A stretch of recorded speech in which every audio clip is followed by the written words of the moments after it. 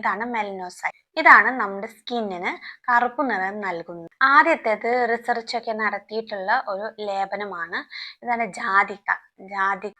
കരിമംഗല്യം അഥവാ മെലാസ്മ. എന്താണ് മെലാസ്മ? എന്തുകൊണ്ടാണ് ഇത് വരുന്നത്? ഇതിന്റെ കാരണങ്ങൾ എന്തൊക്കെയാണ്? ഇതിന്റെ ട്രീറ്റ്മെന്റ് എന്തൊക്കെയാണ്? ആയുർവേദ ട്രീറ്റ്മെന്റുകൾ എന്തൊക്കെയാണ്? ലൈഫ് സ്റ്റൈലിൽ എന്തൊക്കെയാണ് മാറ്റങ്ങൾ വരുത്തേണ്ടത്? ഭക്ഷണങ്ങൾ എന്തൊക്കെയാണ് ഒഴിവാക്കേണ്ടത്? എന്തൊക്കെയാണ് കഴിക്കേണ്ടത്? ഇതിനെക്കുറിച്ചൊക്കെ അറിയാം ഈ വീഡിയോയിലൂടെ. ഞാൻ ഡോക്ടർ ആതിര ദീപക്. എല്ലാവർക്കും എൻ്റെ ചാനലിലേക്ക് സ്വാഗതം. മുഖത്ത് വരുന്ന കരിവർണ്ണമാണ് മെലാസ്മ.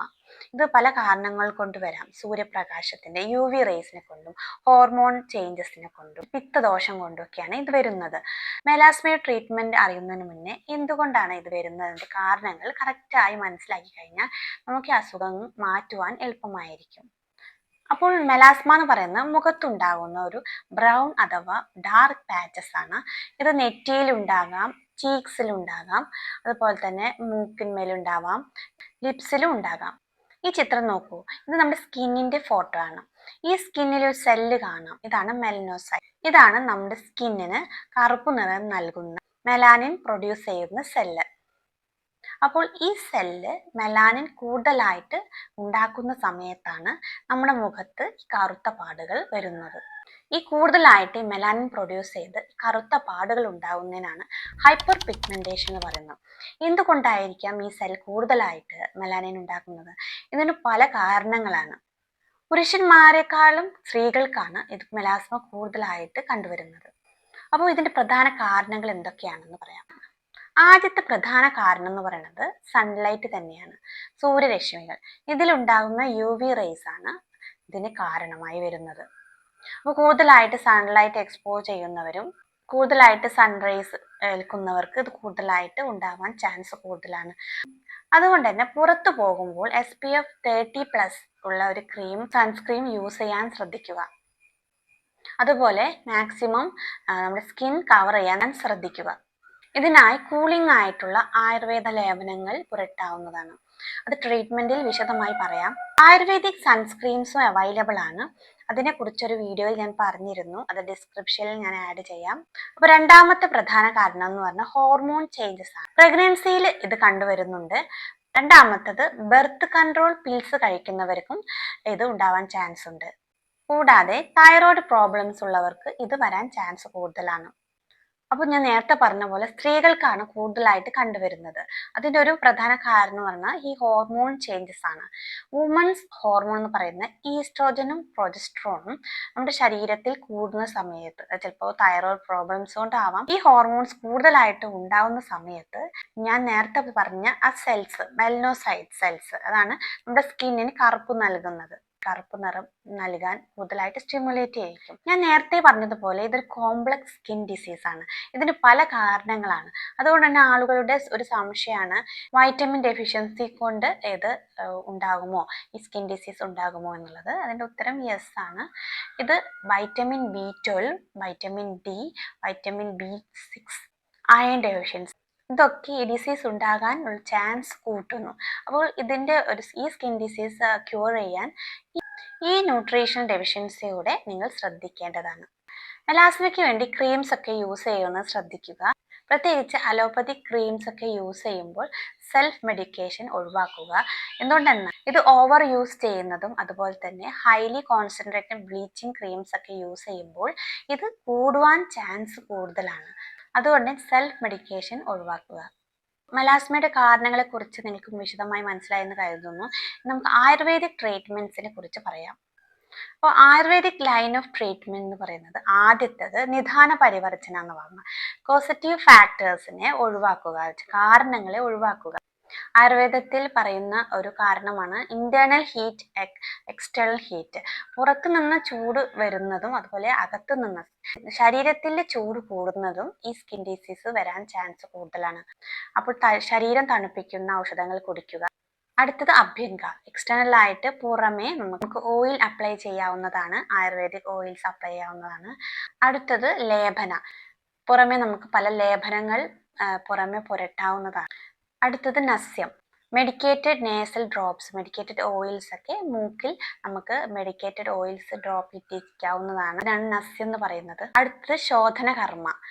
ഇന്റേണൽ ആയിട്ട് നമുക്ക് ശോധന മെഡിസിൻസ് കുടിക്കാവുന്നതാണ്, ശോധന മെഡിസിൻസ് കഴിക്കാവുന്നതാണ്. അപ്പൊ നമുക്ക് ലേപനങ്ങളിലേക്ക് പോകാം. എന്തൊക്കെയാണ് ആയുർവേദിക് ലേപനങ്ങൾ, പുറമേ പുരട്ടാവുന്ന ലേപനങ്ങൾ എന്തൊക്കെയാണെന്ന് പറയാം. ആദ്യത്തേത് റിസർച്ച് ഒക്കെ നടത്തിയിട്ടുള്ള ഒരു ലേപനമാണ്. ഇതാണ് ജാതിക്ക. ജാതിക്ക പ്ലസ് ദുഗ്ധ. ജാതിക്ക, ജാതിപത്രി. അപ്പൊ നമ്മൾ ജാതിക്കന്റെ കുരുവിനാണ് ജാതിക്ക എന്ന് പറയുന്നത്. അതിന്റെ പുറമേ ഉള്ള ഒരു നെറ്റ് പോലത്തെ ഒരു കവറിംഗ് ആണ് ജാതിപത്രി. അപ്പൊ ഈ കായാണ് നമുക്ക് വേണ്ടത്. ഇതിന്റെ പൊടി, ഈ പൊടി പാലിൽ മിക്സ് ചെയ്തിട്ട് നമുക്കിത് മുഖത്ത് ലേപനം പുരട്ടാവുന്നതാണ്. നേരത്തെ പറഞ്ഞതുപോലെ ഇത് ക്രോണിക് ഡിസീസ് ആണ്. അപ്പോൾ നമ്മൾ കണ്ടിന്യൂസ് ആയിട്ട് യൂസ് ചെയ്യണം. റിസർച്ചിൽ ഇത് അപ്ലൈ ചെയ്തിട്ടുള്ള റിസർച്ചിലൊക്കെ ഒരു മാസം കണ്ടിന്യൂസ് യൂസ് ചെയ്തിട്ടാണ് കുറവ് കണ്ടിട്ടുള്ളത്. നല്ല രീതിയിൽ കുറവുണ്ട്. ഈ ക്രോണിക് ഡിസീസ് നമ്മൾ നാച്ചുറൽ ആയിട്ട് കെമിക്കൽ ഫ്രീ ആയിട്ട് നമുക്കിത് അസുഖം മാറണമെങ്കിൽ, ഈ അസുഖം ക്യൂർ ചെയ്യണമെങ്കിൽ നമ്മൾ ക്ഷമയോടെ ഇത് കണ്ടിന്യൂസ് ആയിട്ട് യൂസ് ചെയ്യേണ്ടത് അത്യാവശ്യമാണ്. ഒരു 2 മാസമൊക്കെ നമ്മൾ കണ്ടിന്യൂസ് യൂസ് ചെയ്യേണ്ടതുണ്ട്. അടുത്ത ലേപനം എന്ന് പറയുന്നത് മഞ്ചിഷ്ട. സ്കിൻ കെയറിന് വളരെ ഫേമസ് ആയിട്ടുള്ള ഒരു ഇൻഗ്രീഡിയൻ്റ് ആണ് മഞ്ചിഷ്ട. ഇത് നമുക്ക് ഓൺലൈനിൽ അവൈലബിൾ ആണ്. ഇത് നമുക്ക് റോസ് വാട്ടറിന്റെ കൂടെയോ തേനിന്റെ കൂടെയോ മിക്സ് ചെയ്ത് ലേപനം ചെയ്യാവുന്നതാണ്, പുറമെ പുരട്ടാവുന്നതാണ്. അപ്പോൾ ഞാൻ നേരത്തെ പറഞ്ഞിരുന്നു, നമ്മുടെ ശരീരത്തിന്റെ ചൂട് അതുപോലെ പുറമേ ഉള്ള ചൂട്, ഇത് രണ്ടും ഈ അസുഖത്തിനെ കൂട്ടാൻ ചാൻസ് കൂടുതലാണ്. അപ്പോൾ പുറമേ ഉള്ള ചൂട് നമ്മൾ കുക്ക് ചെയ്യുന്ന സമയത്തും കൂടുതലായിട്ട് മുഖത്ത് ചൂട് പറ്റാതെ നോക്കുക. അതുപോലെ തന്നെ നമ്മുടെ ശരീരത്തിന്റെ ചൂടും കുറയ്ക്കുക. ഈ ചന്ദന എന്ന് പറയുന്നത് സ്കിന്നിന് വളരെ തണുപ്പ് നൽകുന്ന ഒരു ദ്രവ്യമാണ്. അപ്പോൾ നമുക്കിത് ഡെയിലി പുറമെ പുരട്ടാവുന്നതാണ്. സ്കിൻ കെയറിന് ഇത് യൂസ് ചെയ്യാവുന്നതാണ്. മെലാനിന്റെ പ്രൊഡക്ഷനെ കൂടുതലായിട്ട് ഉണ്ടാവുന്ന മെലാനിനെ കുറയ്ക്കാൻ സഹായിക്കും. അടുത്തത് അലോവേറ. അലോവേറയും ഓവറായിട്ട് പ്രൊഡ്യൂസ് ചെയ്യുന്ന മെലാനിനെ കുറയ്ക്കാൻ സഹായിക്കുന്നു. മഞ്ചിഷ്ടന്റെ കൂടെ ഈ അലോവേറ ജെൽ നമുക്ക് മിക്സ് ചെയ്ത് അപ്ലൈ ചെയ്യാം. ഇത് ഹരിദ്ര, മഞ്ഞൾ. അപ്പൊ ഇതെല്ലാം നമുക്ക് മിക്സ് ചെയ്തിട്ടും യൂസ് ചെയ്യാവുന്നതാണ്. ഹരിദ്രയും ഇതേപോലെ പാലിൽ മിക്സ് ചെയ്ത് നമുക്ക് മുഖത്ത് പുരട്ടാവുന്നതാണ്. മഞ്ഞൾ. ആയുർവേദിക് മെഡിസിൻസ് ആയിട്ടുള്ള ഏലാദി ചൂർണം നമുക്കിതിന് ഉപയോഗിക്കാവുന്നതാണ്. ഏലാദി ചൂർണം പാലിലോ അതോ റോസ് വാട്ടറിലോ മിക്സ് ചെയ്ത് നമുക്ക് യൂസ് ചെയ്യാവുന്നതാണ്. ഡെയിലി യൂസ് ചെയ്യേണ്ടതുണ്ട്. മുഖത്ത് അഭ്യംഗയ്ക്ക് വേണ്ടി, ഓയിൽ മസാജിന് വേണ്ടി കുങ്കുമാതി തൈലം യൂസ് ചെയ്യാവുന്നതാണ്.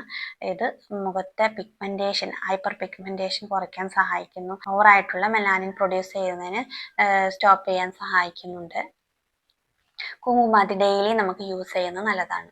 അപ്പോൾ ഏതൊരു അസുഖവും ക്യൂർ ചെയ്യാൻ നമ്മൾ ഹെൽത്തി ആയിട്ടുള്ള ലൈഫ് സ്റ്റൈൽ കൊണ്ടുവരേണ്ടതുണ്ട്.